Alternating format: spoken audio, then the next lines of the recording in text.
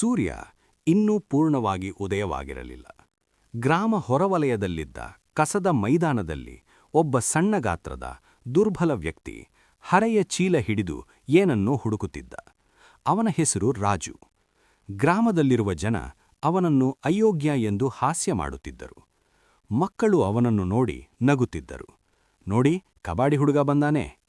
ಆದರೆ ರಾಜು ಯಾವುದೂ ಉತ್ತರ ಕೊಡಲಿಲ್ಲ. ಶಾಂತವಾಗಿ ತನ್ನ ಕೆಲಸ ಮಾಡುತ್ತಿದ್ದ. ಅವನ ಮನೆಯಲ್ಲಿ ಯಾರೂ ಇರಲಿಲ್ಲ. ಹೆಂಡತಿ ಮಕ್ಕಳನ್ನು ತೆಗೆದುಕೊಂಡು ವರ್ಷಗಳ ಹಿಂದೆ ಹೋಗಿಬಿಟ್ಟಳು. ರಾಜು ಒಬ್ಬನೇ ಬದುಕುತ್ತಿದ್ದ.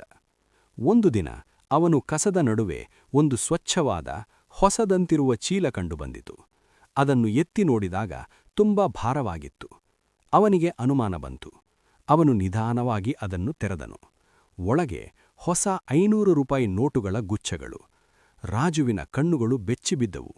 ಅದು ಕನಿಷ್ಠ 30-40 ಕೋಟಿ ರೂಪಾಯಿ ಇರಬಹುದು ಎಂದು ಅವನು ಊಹಿಸಿದ. ಅವನ ಮನಸ್ಸಿನಲ್ಲಿ 2 ಭಾವನೆಗಳು ಬಂದಿತು: ಸಂತೋಷ, ಭಯ. ಅವನು ಚೀಲವನ್ನು ಮನೆಗೆ ತೆಗೆದುಕೊಂಡು ಹೋಗಿ ಅಡಗಿಸಿದ. ರಾತ್ರಿ ಅವನಿಗೆ ನಿದ್ದೆ ಬರಲಿಲ್ಲ. ಇದು ಯಾರಾದರೂ ದೊಡ್ಡವರ ಹಣವಾಗಿರಬಹುದು. ಪೊಲೀಸ್ ಬಂದರೆ? ಅವನು ಸ್ವಲ್ಪ ಹಣ ತೆಗೆದುಕೊಂಡು ಮನೆ ಸರಿಪಡಿಸಿದ. ಸಣ್ಣ ಕಿರಾಣಿ ಅಂಗಡಿ ತೆರೆದ. ನಂತರ ವ್ಯಾಪಾರ ಹೆಚ್ಚಿಸಿದ. ಗೋದಾಮು ತೆರೆದ. ಟ್ರಕ್ ಖರೀದಿಸಿದ. ಜನರು ಅವನನ್ನು ಈಗ ರಾಜಣ್ಣ ಎಂದು ಗೌರವದಿಂದ ಕರೆಯಲು ಶುರುಮಾಡಿದರು. ಒಂದು ದಿನ ಟಿವಿಯಲ್ಲಿ ಸುದ್ದಿ ಬಂತು. ಒಬ್ಬ ಶಾಸಕರ ಮನೆಯದಲ್ಲಿ ದೊಡ್ಡ ಕಳ್ಳತನ. ಕೋಟ್ಯಾಂತ ಹಣ ಕಳೆದು ಹೋಗಿದೆ. ರಾಜುಗೆ ಅರ್ಥ ಆಯಿತು. ಅದೇ ಹಣ ಅವನ ಬಳಿಯಿದೆ. ಭಯ ಮತ್ತೆ ಹೆಚ್ಚಾಯಿತು. ಅವನ ಹೆಂಡತಿ ಮತ್ತು ಮಕ್ಕಳು ಹಿಂದಿರುಗಿದರು. ಅವರು ಕ್ಷಮೆ ಕೇಳಿದರು. ರಾಜು ಅವರಿಗೆ ಮಕ್ಕಳಿಗಾಗಿ ಒಪ್ಪಿಕೊಂಡನು.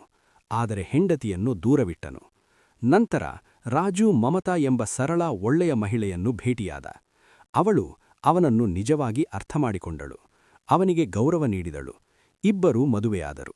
ರಾಜು ಯೋಚಿಸಿದ, ಈ ಹಣ ಶುದ್ಧವಲ್ಲ, ಆದರೆ ನಾನು ಇದನ್ನು ಒಳ್ಳೆಯ ಕೆಲಸಕ್ಕೆ ಬಳಸಬಹುದು. ಅವನು ದೇವಸ್ಥಾನ ನಿರ್ಮಿಸಿದ. ಬಡವರಿಗೆ ಸಹಾಯ ಮಾಡಿದ. ಉಚಿತ ಶಾಲೆ ತೆರೆದ. ಅವನು ನಿಜವಾದ ಗೌರವ ಪಡೆದನು.